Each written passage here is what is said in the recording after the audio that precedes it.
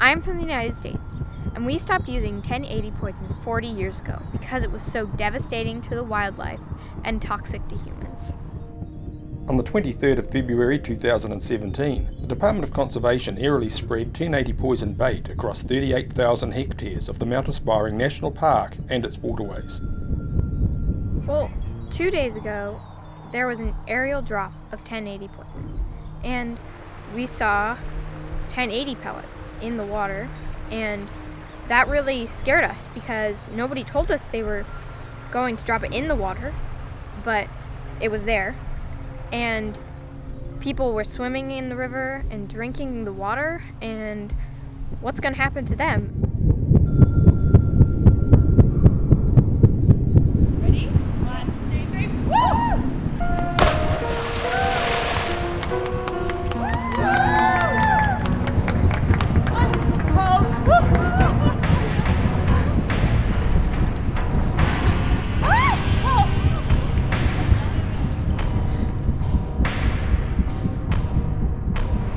I thought it was like a bushfire or something.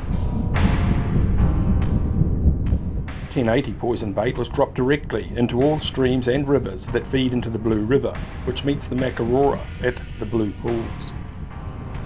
Okay, so stop using the poison and poison our beautiful forests. And tourism in New Zealand, we jump. Woo! Oh! I'm from Sweden. How's Sweden doing? It's cold at the moment, but not as cold as the water here. And no poisoning yet? You're not poisoning your forest? I don't know. I feel a little bit bad in my belly. I shouldn't have drank so much water. 7 helicopters were hired to aerially spread up to 76 tonnes of 1080 poison bait. They made their way back and forth to the loading zone, like bees to a hive. 2 large helicopters used for rescue operations were also employed to deliver the deadly cereal food. The dust, which is known to travel off-site more than a kilometre from the drop boundaries, disperses freely into the atmosphere.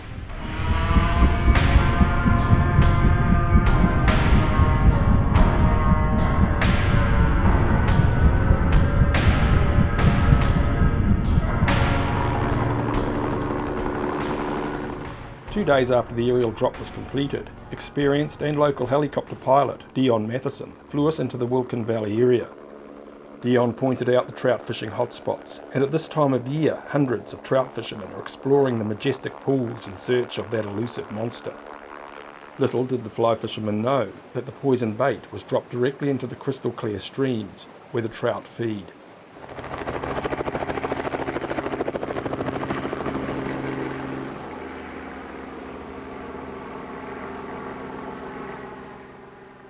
The Mount Cook lilies were plentiful and made impressive subjects as we traversed the Poison Valley. The official toxin flight chart shows the poison baits were dropped directly into this river. Bait there. Oh, yep. Right in the creek again. All across it and all of the surrounding valley, and it wasn't long before we encountered a young victim. Oh, yeah, it's just dripping now. Look at that. Look at that. That's what's stuck inside. It's just dripping out now. Awful. It's a shadow there. Just terrible, terrible way to die too. You know, it's bad enough to kill these little fellas, but the way they die, it's awful.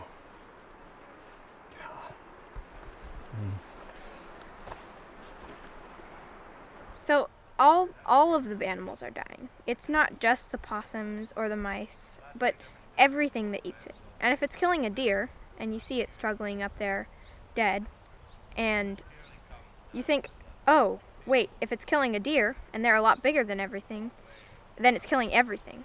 And it doesn't really matter how much they're eating, because it's all poison. Stone stuck to it.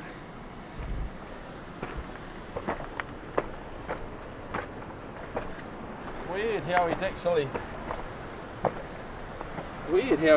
kind of sitting. Eyes look right. Oh, bloodshot opening. Open it out a little bit. Oh, the stick there. Might have died faster than normal. His eyes blowing out. Oh, there, see? look at that.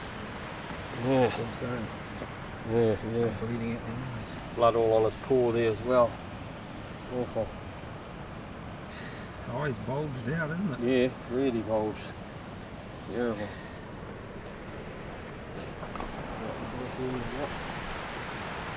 Terrible. It's an awful thing. Baits all spread across all the open country. Into a stream still. Yep. It's been a couple of days since the drop. Well, it's pretty trigger, isn't it? There's a bait there, see? Yeah. There's a bait right there. No, that's up under. So there, you wonder how it got into there, eh? It's the bounce, boom, boom, boom. And of course... Another bit there. Oh, yeah. It's sort of like chafe stuff. You can see the whole thing is, you know, you go through all this country and you don't see a single live creature. Well, it's meant to be for rats, and we haven't found a rat yet. No, nothing. More deer than rats. Huh. Well, there's no rat. Yeah, no rat, not a single rat. Incredible. And of course you don't see anything live. There's not a chamois or a deer taking off anywhere. Just no sign of life. Shocking. So this is one of their docks. What do you call them? A Rat tracking tunnel. rat tracking tunnel to supposedly record their footprints on a little piece of ink paper, I suppose it is. Well, the funny thing is, the drop happened 2 days ago. Yesterday we spent 5 hours. It's covering a lot of country, zigzagging through the bush. We found 2 possums, no rats, haven't even seen any sign of rats at all. This morning we've already been 4 hours, zigzagging up and down, covering a lot of country. Nothing, not a single possum. We've seen a lot of baits, plenty of poison baits. No dead possums, not even any sign of possums, and no rats. They just want to drop the poison, that's all they want to do. They get all this funding, and that's it. Drop it. No one's going to come back later to check what they've done. They'll just say it's a huge success. Put it in the papers, put it on TV. Yes, successful.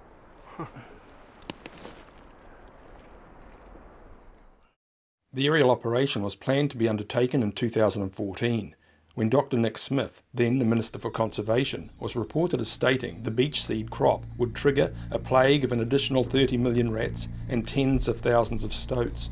No such plague existed, or eventuated. Signage on the entrances to all major walking tracks state that the Department of Conservation has identified the Makarora and Wilkin Valleys as a priority area for control. Possum and rodent levels have reached thresholds for predator control.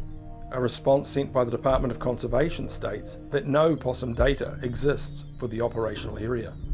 Rat, mice and mustelid footprint tracking monitoring undertaken between January 2015 and December 2016, provided by the Department of Conservation, shows that rats were almost non-existent in most areas, with a total of just 1.9% of tunnels lured with peanut butter recording any presence of rats, and mice were recorded at 28%. It is well documented in scientific research that 1080 poison is ineffective at killing mice and is more likely to cause plagues of them, as well as kill native birds.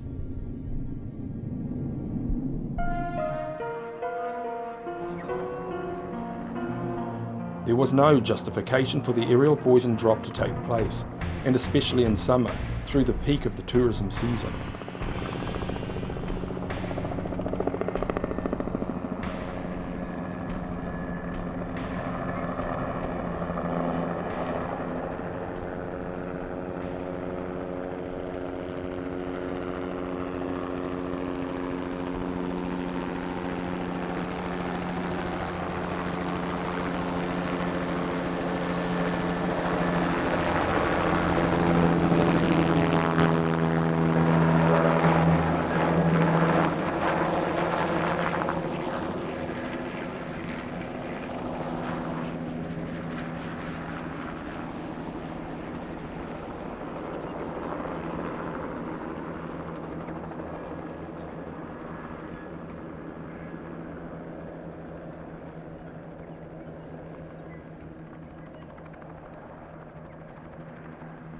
Hi, I'm Catherine Benny and I used to work for DOC.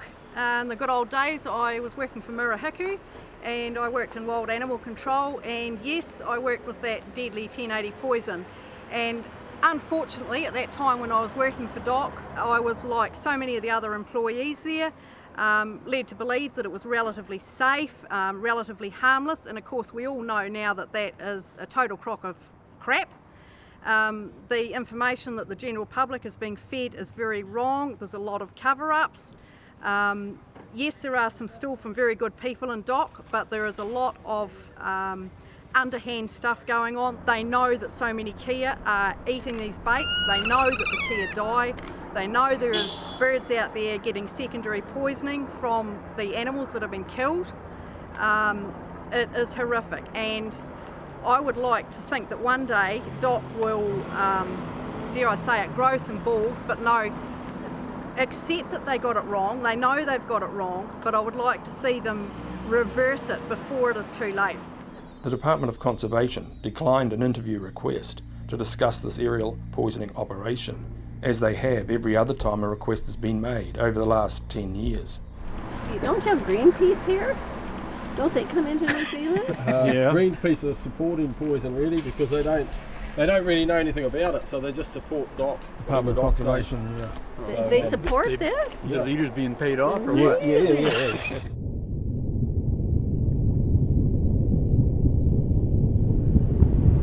It's actually 4,500 an hour.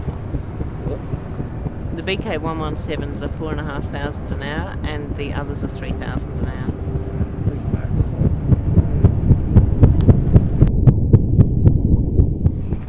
I noticed the process is to an operator in probably a small tractor or skid steer loads the hopper right under the aircraft while it's there. And there appeared to be a lot of dust flying. So you should interview the operator of that little skid steer, get him tested to see. If he's around in 10 years. Exactly. Dead right, because that dust, those guys are breathing it in all the time. Yeah, well, the rest of the site, from a distance appeared to be well managed, but this poor guy that comes in feels looked like he had a problem. There are a lot of questions that I have, but I don't know how long it will be before we can swim in the river and drink from the streams, and it's just really concerning because I don't want to get sick from this poison. I mean, will I have issues with my health later on in life, and fertility and cancer and all those things? But they don't tell us these things. The government, they are dropping this poison, yet we don't know anything about it. They haven't told us the effects. They tell us don't touch it and it will harm animals, but they don't say what it will do to us. They say watch your children, but what will it do if you haven't gotten that email or you haven't seen the signs? In 2015, Waikato Regional Councillors Clyde Graf and Kathy White presented their motion to have the words "poison baits or carcasses may be present in waterways" added to warning signs to better inform the public about aerial poisoning operations. Unfortunately, the signs are only used in operations undertaken by Waikato Regional Council. Did you see any signs saying don't drink the water today? No, for sure not. I usually check, but if it's a river, it should be clean. But there were no signs, anything. Did you know the choppers did you know what the choppers were I doing? thought it was a bushfire, but no idea.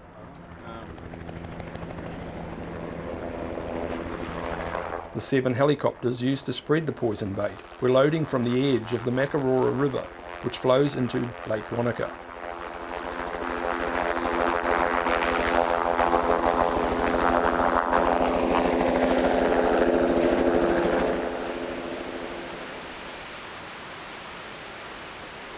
You're walking the track here, and you're obviously doing a bit of a big walk. Yep. Have you been informed about any poison bait in water? Not in the water as such. I've only seen the signs that say that 1080's been dropped by the helicopters in the area. Have you seen many baits on your trip so far? Yeah, quite a lot of baits on the track itself. So what's your plans? Have you got a big... Going up Top Forks now, and then I'll go over Rabbit Pass, come out at near Wanaka. How many days? 8 days all up, 7 or 8 days. Would you be drinking water from the streams on your way around? I have been, yep. Yeah, certainly. I guess the 1080 poisoning, it's a big concern in Australia as well, especially Tasmania where I'm from. But whether or not it's affecting other wildlife and other individuals that use the park is, it's a big concern for a lot of people, I think. Being a tramper into the clean green wilderness of New Zealand, do you think that there should be a warning to trampers, saying whether informing of the baits in the water? Yeah, absolutely. It'd be a big concern if you can't drink the fresh water, because you don't want to be carrying the water along these tracks. That's one of the big advantages of doing this track, I think. Animal Control Products, which is owned by the New Zealand Government, imports, manufactures and distributes 1080 poison bait. In its 1080 poison warning label, it states 1080 wastes are ecotoxic and take measures to minimise the chance of baits accidentally entering any body of water and harmful to aquatic organisms. Drop was yesterday. Down in the water there.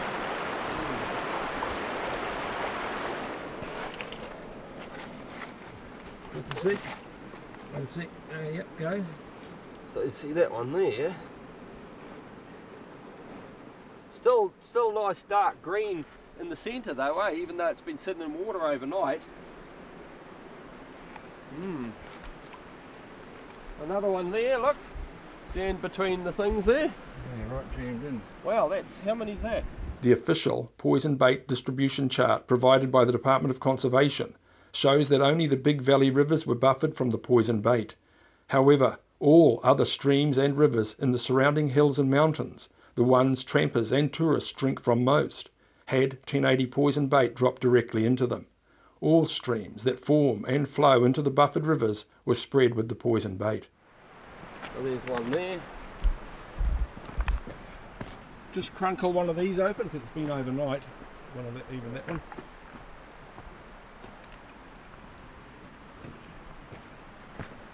It's like there's been quite a bit of dew, eh? Because everything's sort of damp. And even the baits are damp, It's a smaller bait, eh, that one? It's softening up, eh? Yeah, it's starting to soften. Well, it's still brittle inside though. Pretty hard there. Still dark green. Virgin drop. Yeah, this is all a virgin drop. Never been done. No, never done before. And yet the bird life was really good here before they started. There's two baits right behind you as well. The ruggedness of where we are. Just have a look there. Well, have a look. There's the vehicle, just parked down there. So the baits, the first baits we saw probably 150 metres from the car. And we didn't fly that car in. And there's the bridge. I mean, the bridge is just over there through the trees. Got two baits here. Right there. And there. Yeah, so it is still quite a spread of them. In a joint application submitted to the Waikato Regional Council to spread 1080 poison bait for another 35 years, the Department of Conservation, TB3 and Waikato Regional Council were required to provide an assessment of environmental effects. In the document, the applicants state that among other animals, deer are targeted with 1080 poison. It is also stated, when referring to whether the poison kills humanely, that the overall impact is severe. The toxin distribution flight chart shows that the poison bait was spread across the entire valley, including this river.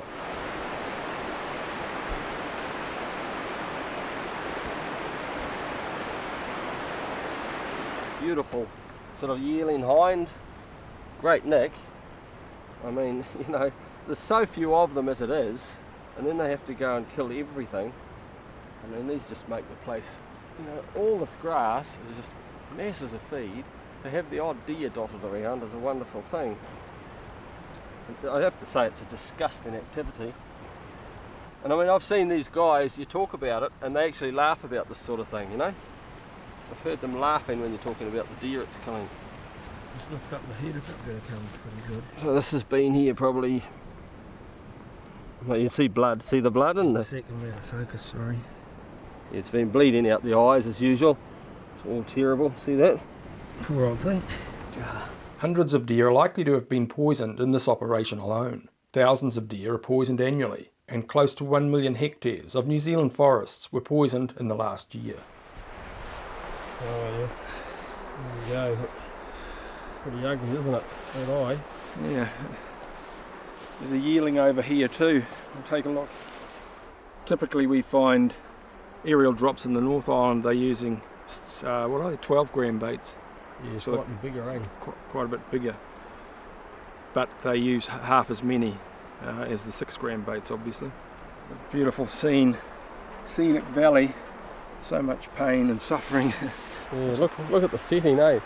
So all of those beautiful deer up in the hills that are grazing, and they could be used to support people's families or the New Zealand economy, but instead they're just dying because they're eating this poison, and it's not a fast death. It slowly kills them, and that's really cruel. As it says here, it only takes 4 pellets to kill a man, which would mean only about 1 to 2 pellets to kill a child. The symptoms are nausea, vomiting, tingling, and numbness in hands and face, and stomach pains and anxiety. They also come with muscular twitching, blurred vision, mental confusion, and leads to coma and convulsions.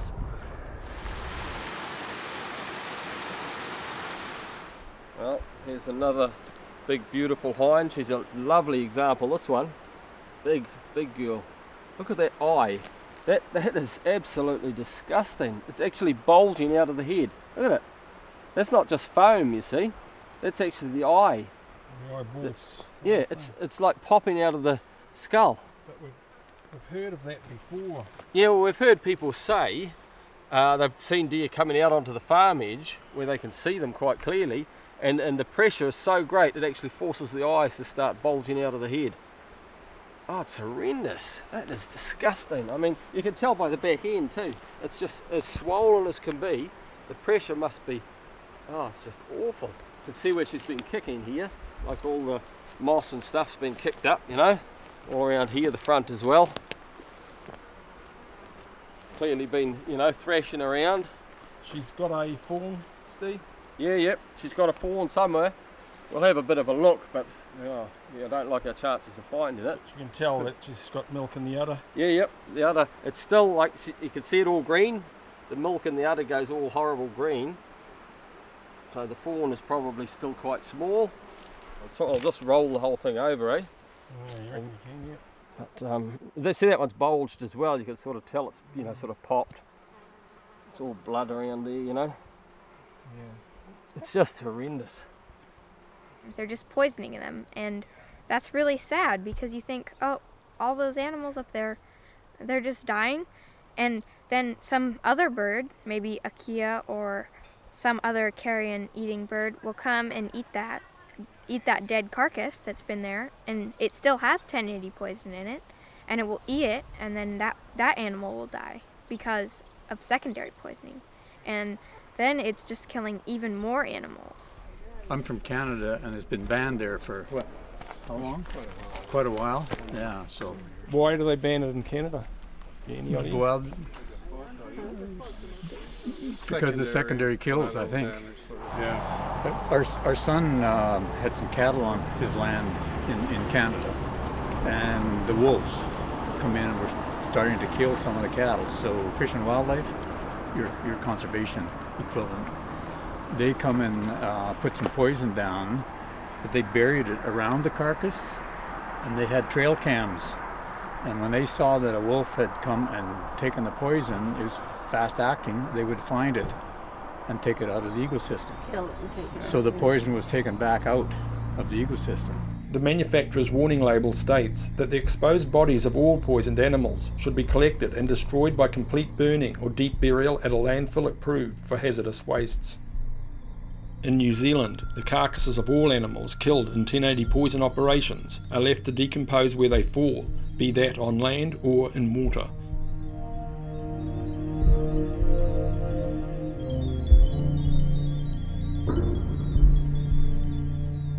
What if you eat an animal and you don't know? You're some tourist coming in and going hunting, but you don't know that this animal's been eating poison, and you eat it and you end up dying or getting sick. That's really scary to think that I'm living here And in the river that I like to swim in and drink from, there's poison that people who are supposed to be conserving the rivers and the animals are dropping into it. And that's just not, I don't think that's right, and I don't think they should be doing it because it's killing everything. And I know they want to save the birds, but is it saving the birds? There's a little fantail, lucky little fella to be alive. But right below him here is a little dead tomtit. Now the only reason I saw it is because it's just directly where I'm walking, and I just saw the little bit of yellow on the breast there. But I mean, look at that. You know, how are you supposed to find that?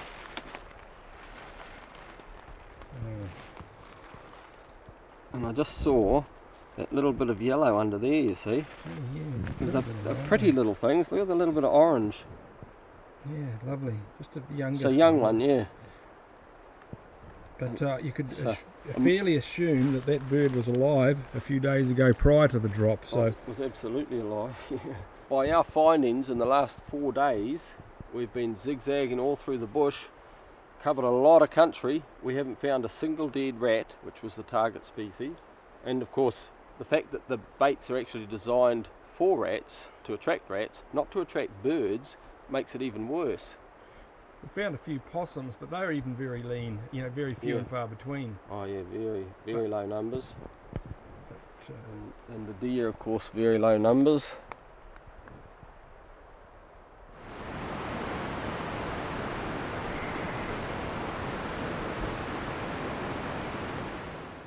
The bird life in the Wilkin and the Makarora valleys was vibrant. Many different species were present and identified, including tomtits, warblers, riflemen, kea, kakadiki falcon, fantail, bellbird, tui and wood pigeon, all of which have been found dead after aerial poisoning operations.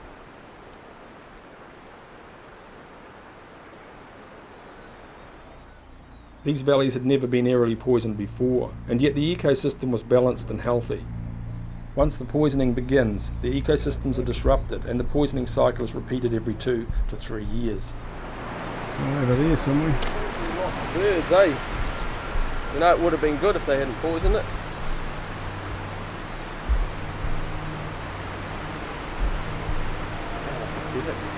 Sick, eh? In my lifetime, there's going to be no kea left here in the bush.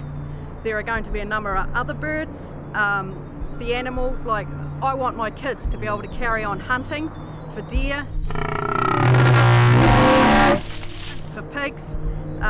This general lifestyle that our Kiwi people have is going to be taken from us because of this poison, and it is so very, very unnecessary. The science behind the whole thing, it just does not work. It is not working, and it should not ever be put on our land, and it's going to take a long, long, long time for nature to recover.